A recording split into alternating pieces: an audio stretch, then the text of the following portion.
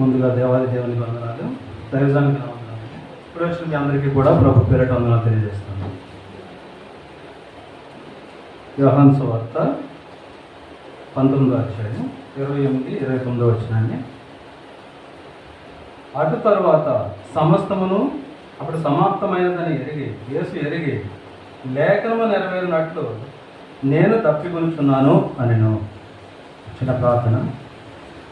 మహోన్నతుడా, సర్వాధికారి, సర్వశక్తిమంతుడా, మా దేవ, మీకు వేలాదిగా తండ్రి, ఇదిగోనైనా మీరు సిరులో పెట్టిన 7 మాటలను కూడా నేను ధ్యానించుకోవడానికి వచ్చిన సమయాన్ని బట్టి మీకు స్తోత్రం తండ్రి. ఇదిగోనైనా వాక్యాన్ని వివరించడానికి నాకు విని గ్రహించుకోవడానికి వచ్చిన కూడొచ్చిన వారందరికీ కూడా తగిన జ్ఞానం ఇచ్చి మీరే మహిమ కడతా పంచుకోండి.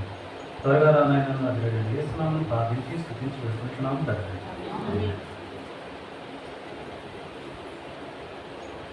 ఇక్కడ 5వ మాటగా సమాప్తమైనదని యేసు ఎరిగి. ఏం సమాప్తమైంది? ఆయన వచ్చిన పని సమాప్తమవుతుంది అని యేసు ఎరిగి లేఖనము నెరవేరినట్లు ఆయన దప్పికొనుచున్నాను అని అన్నాడు. ఒకసారి యోహాను సువార్త 7వ అధ్యాయం 37వ వచనం కూడా ఒకసారి చదవండి. ఆ పండుగలో మహాజనమైన అంత్యదినమున యేసు నిలిచి, ఎవడైనా తప్పికొనిన ఎడల నా యొద్దకు వచ్చి దప్పిగా తీర్చుకొనవలెను. నా యందు విశ్వాసం చాలండి. యేసు ఈ దప్పికొనుచున్నాను అని అన్న దానికంటే ముందే ఆయన ఏమని చెప్తున్నాడు? నా దగ్గరికి రండి, నేను దప్పిక ఇస్తాను. ఆయనే దప్పికిచ్చేటప్పుడు ఆయన దప్పికొనుచున్నానని ఎందుకు అంటున్నాడు? ఆయన అక్కడే ఉంది మనకి 19వ అధ్యాయంలోనే సమాప్తమైనదని యేసు ఎరిగి లేఖనము నెరవేరినట్లు. ఇప్పుడు లేఖనము నెరవేరినట్లు ఆయన అన్నాడు. ఇప్పుడు మనకు బైబిల్ ప్రకారంగా దప్పిక అనేది 3 కోణాల్లో మనకి కనిపిస్తుంది. 3 కోణాలు కూడా మనం ఒకసారి పరిశీలిద్దాం. యోహాను సువార్త 4వ అధ్యాయం 7వ వచనం 13వ వచనం చదవండి. సమరయ స్త్రీ ఒకట నీళ్లు చేదుకొనుటకు అక్కడికి రాగా యేసు, నాకు దాహమునకిమ్మని ఆమెను అడిగాను. 13వ వచనం. అందుకు యేసు, ఈ నీళ్లు త్రాగు ప్రతివాడిలో మరలా తప్పికొనును. నేనిచ్చు నీళ్లు చాలు. ఇక్కడ ఏమంటున్నాడు? సమరయ స్త్రీతోటి నాకు దాహం వేస్తుంది, నాకు దాహానికి నీళ్ళేమో అని అడిగాడు. మరలా ఏమంటున్నాడు 13వ వచనంలో? అందుకు యేసు, ఈ నీళ్లు త్రాగు ప్రతివాడును మరలా దప్పికొనను. అంటే ఒకసారి దప్పిక తీర్చుకున్న తర్వాత మరలా దాహం వేస్తుంది, మరలా దప్పిక తీర్చుకుంటే మరలా దాహం వేస్తుంది. ఇది ఒక రకమైన దాహం. ఇక రెండోది అదే 7వ వచనం, అదే 4వ అధ్యాయం 10-14 వచనాలు చదవండి. అందుకు యేసు, నీవు దేవుని వరమును నాకు దాహమునకిమ్మని నిన్ను అడుగుచున్న వాడెవడో అది ఎందుకంటే నీవు ఆయనను అడుగుదువు. ఆయన నీకు జీవజలమిచ్చునని ఆమెతో చెప్పాను. 14వ వచనం. నేనిచ్చు నీళ్లు త్రాగువాడెప్పుడును దప్పికొనడు. నేను వానికిచ్చు నీళ్లు నిత్య జీవమునకై వానిలో ఊరి నీటి బుగ్గగా ఉండును అని ఆమెతో చెప్పాను. ఇక్కడ రెండోది కనపడుతుంది. ఏమంటున్నాడు? అందుకు యేసు, నీవు దేవుని వరమును నాకు దాహమునకిమ్మని నిన్ను అడుగుచున్నవాడెవడో అది ఎరుగుంటే నీవు ఆయన్ను, ఎవరైనా దేవుని వరం, ఆయన్నే అడుగుతావంట. ఏమని అడుగుతావు? అక్కడే ఉంది. నేను దేవుని వరమును నాకు దాహమునకిమ్మని నిన్ను అడుగుచున్నవాడెవడో అది ఎరిగి ఉంటే నీవు ఆయనను అడుగుదు, ఆయన నీకు జీవజలములను ఇచ్చును. ఇప్పుడు ఆయన జీవజలాల్ని ఇస్తాను అని అంటున్నాడు. ఆ జీవజలాలు ఎలా ఉంటాయంటే, ఆ జీవజలం అంటే ఏంటి అంటే యిర్మీయా గ్రంథం 2:13 ఒకసారి చదవండి. యిర్మీయా 2:13. నా జనులు 2 నేరములు చేసి ఉన్నారు, జీవజలముల ఊటనైన నన్ను విడిచి ఉన్నారు. జీవజలములైన ఊట అయినా నన్ను విడిచి ఉన్నారు. ఎందుకంటే జీవజలపు ఊట ఎవరు?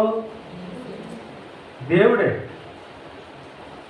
ఈయనిచ్చే నీళ్ళు తాగితే మరలా దప్పిక అవ్వదు అంటున్నాడు సమరేశ్వరితోటి. ఈయనిచ్చే నీళ్ళు తాగితే మరలా దప్పిక ఉండదు అంటే, ఒకటి తాగిన తర్వాత మరలా దాహం అయ్యేది ఒకటి.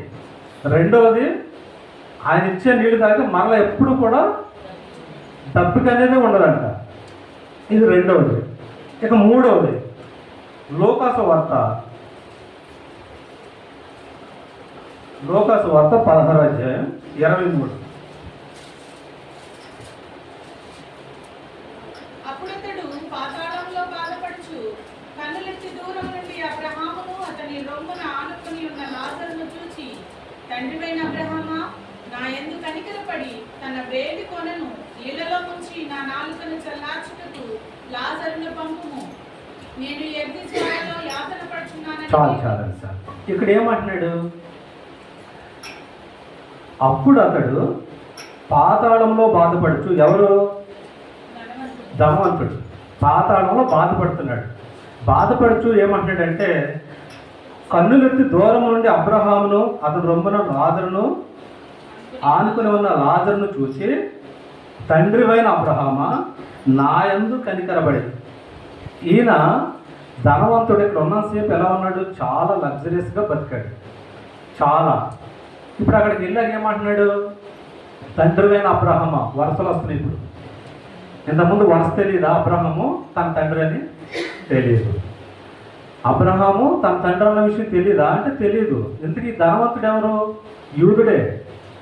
ధనవంతుడు కూడా యూదుడే. అందుకనే విశ్వాసుల తండ్రి ఎవరు?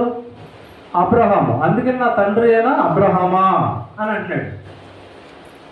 ఏమంటున్నాడు? అబ్రహాము అని పిలిచి లాజర్ని పంపించు.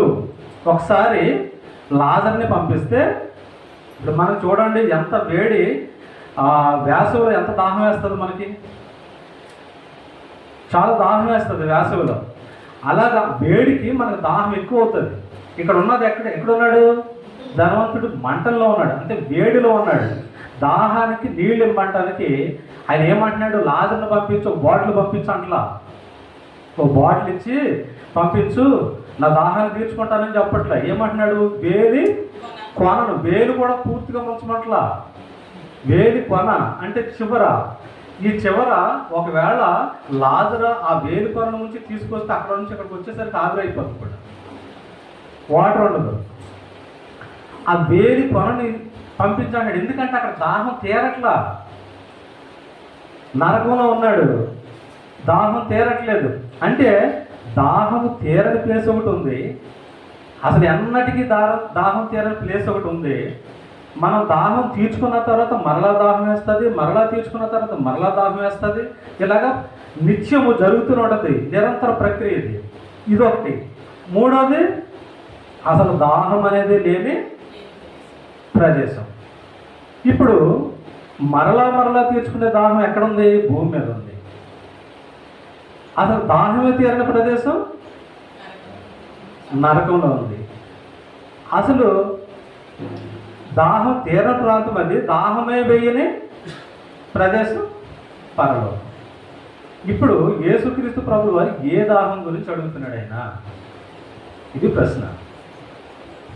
3 రకాల దాహాలు ఉన్నాయి. ఇక్కడ ఏ దాహం గురించి అడుగుతున్నాడు? ఆయన ఆల్రెడీ యేసు సమాప్తమైందని తెలుసు, ఆయన వచ్చిన ఉద్దేశం తెలుసు, ఆయన ఇంకా కాసేపులో చనిపోతాడని కూడా తెలుసుండి నాకు దప్పికొనుచున్నది అని అడిగాడు. అంటే ఏ దప్పికైతుంది ఆయనకి? ఈ మాట ఎక్కడుంది అసలు?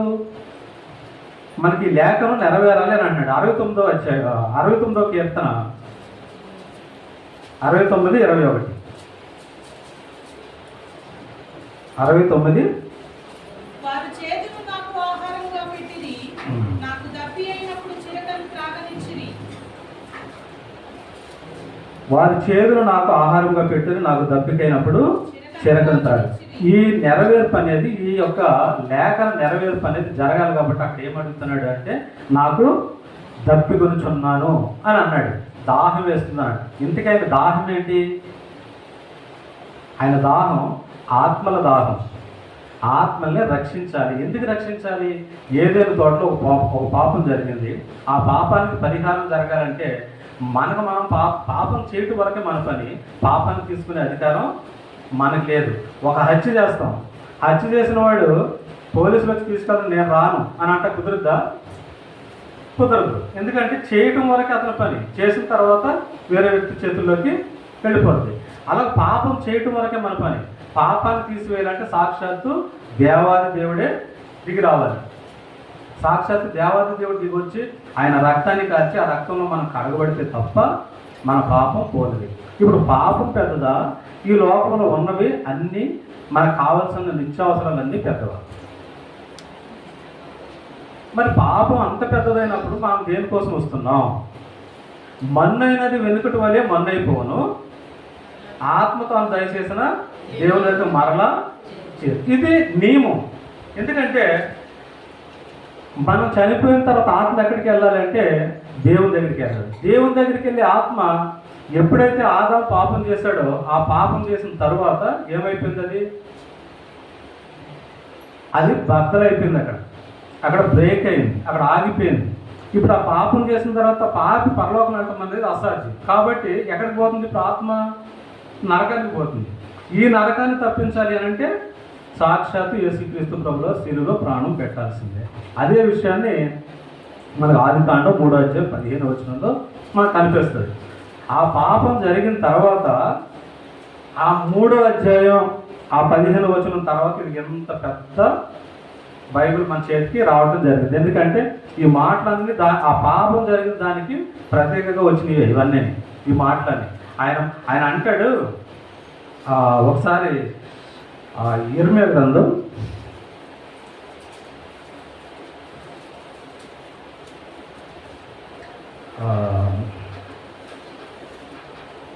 23, 28, 29 కూడా ఒకసారి చదవండి. ఆ కలను చెప్పవలెను. నా వాక్కు ఎవరికుండునో వాడు సత్యమును బట్టి నా మాట చెప్పవలెను. ధాన్యముతో చెత్తకు ఏమి సంబంధము? ఇదే యెహోవా వాక్కు. నా మాట అగ్ని వంటిది కాదా? బండను బద్దలు చేయి శుద్ధ వంటిది కాదా? ధాన్యముతో చెత్తకు ఏమి సంబంధం అంటున్నాడు. ధాన్యంతో చెత్తకి ఏమి సంబంధం అంటే ధాన్యం అంటే ఏంటి?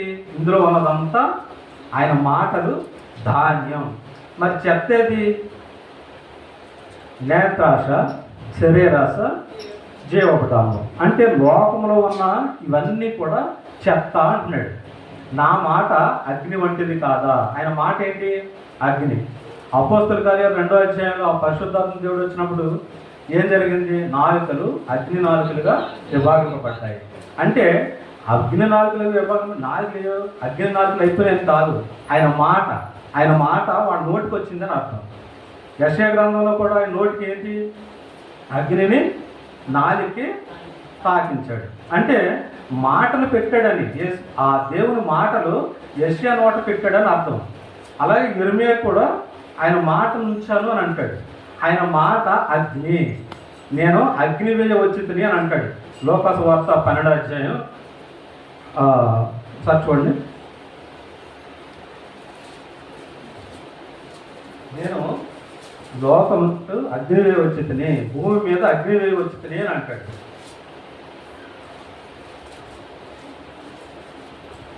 లోకాసు వార్త 12వ అధ్యాయం 49. నేను భూమి మీద అగ్నివేయ వచ్చితిని, అది ఇది వరకే రగులుకొని మండవలెనని ఎంతో కోరుచున్నాను. అయితే నేను పొందవలసిన బాప్తిస్మం ఉన్నది, అది నెరవేరు వరకు నేను ఎంతో ఇబ్బంది పడుచున్నాను. నేను భూమి మీద సమాధానం కలిగించే వచ్చితిని మీరు తలంచుచున్నారు. ఏమంటున్నాడు? యేసుక్రీస్తు ప్రభువు వారు డైరెక్ట్గా చెప్పిన స్టేట్మెంట్ లాగా మనకు అనిపిస్తుంది. ఏంటంట? నేను భూమి మీద అగ్నివేయ వచ్చాను, నేను మంట పెడతాకు వచ్చాను అంటున్నాడు. డైరెక్ట్గా చెప్పాలంటే యేసుక్రీస్తు ప్రభువు వారు నేను భూమి మీద అగ్నివేయ వచ్చి తిని, అంతేగాని కిందకు వచ్చిన తర్వాత ఏమంటున్నారు? నేను భూమి మీద సమాధానం కలుగజేయవచ్చునని మీరు తలంచుతున్నారు. ఆ ప్రశ్న వేసాడు. నేను భూమి మీదకి వచ్చింది మీకు సమాధానం ఇవ్వడానికి రాలే. మీ ఇంట్లోకి నేను వచ్చాను అనుకో, మంట పడుతుంది మీ మధ్య. యేసుక్రీస్తు నీ కుటుంబంలోకి వస్తే ఏం జరుగుద్ది? మంట. అక్కడ ఏం జరుగుద్ది? గొడవ జరుగుద్ది. ఖచ్చితంగా గొడవ జరుగుద్ది. ఎందుకంటే సత్యానికి లోకానికి సంబంధం ఉండదు. సత్యం ఎక్కడుంటే అక్కడ లోకం పారిపోద్ది. కాబట్టి సత్యానికి అసత్యానికి పొంతన ఉండదు. కాబట్టి యేసుక్రీస్తు నీ ఇంట్లోకి వస్తే ఏం జరుగుతుంది? గొడవ జరుగుద్ది. ఒకవేళ నీ ఇంటిలో పాతి యేసుక్రీస్తు నమ్ముకుంటే ఆటోమేటిక్గా నీకు సమాధానం వస్తుంది. ఆ ఇంట్లో అందరూ నమ్ముకుంటే ఇంటికి సమాధానం వస్తుంది. మనుషులు చుట్టుపక్కల ఉన్న వాళ్ళు అందరూ నమ్ముకుంటే నీకు వాళ్ళకి సమాధానం వస్తుంది. కాబట్టి నేను భూమి మీద సమాధానం ఇవ్వడానికి నేను రాలే. ఆయన సమాధానం ఎవరికి ఇవ్వడానికి వచ్చాడు? దేవునికి నరునికి మధ్య. ఎంత చదివించారు కదా తిమోతి రాసిన పత్రికలో. దేవునికి నరునికి మధ్యవర్తిగా ఆయన వచ్చాడు. దేవునితో తెలిపిన సంబంధాన్ని మరలా మనతో పునరుద్ధరించడానికి, మన పరిశుద్ధులుగా చేసి ఆయన మరలా దేవునితో సమాధానపరచడానికి ఆయన వచ్చాడు. కానీ భూమి మీద మనుషులకి మధ్య సమాధానం ఇవ్వడానికి కాదు. మనుషులకి సమాధానం ఎప్పుడు వస్తుంది? నీవు దేవుణ్ణి నమ్ముకుంటే ఆయన ఏం చెప్పాడు దాని ప్రకారం నువ్వు వెళితే ఆటోమేటిక్గా వస్తుంది. నువ్వు నడుస్తూ ఉంటే నీ నీడ వెనకాల ఎలా వస్తుంది? నువ్వు రా అని చెప్పవసరం లే, ఆటోమేటిక్గా వచ్చేస్తుంది నీ నీడ. కానీ ఈ రోజున మనం సమాధానంగా ఉండటం కోసము అని చెప్పి దేవుని దగ్గరికి వస్తే నీకు అయ్యిస్తాడు, దేవుని దగ్గరికి వస్తే నీకు ఆశీర్వాదాలు వస్తుంది, దేవుని దగ్గరికి వస్తే నీకు అప్పులు తీరుస్తాడు, దేవుని దగ్గరికి వస్తే ఇవన్నీ చెప్పుకుంటూ వస్తున్నాం మనం. దేవుని దగ్గరికి వస్తే ఏమిస్తాడు దేవుడు? సమాధానాన్ని ఇస్తాడు. ఏ సమాధానం? దేవునికి నరునికి మధ్య ఉండే నరునికి సమాధానం పరచడానికి ఆయన వచ్చాను ఆయన చెప్తున్నాడు. సుమియోను కూడా అదే మాట అంటాడు. చూడండి లోకసువార్త 2వ అధ్యాయంలో సుమియోను కూడా అదే మాట చెప్తాడు. 2వ అధ్యాయం 33వ వచనం 34.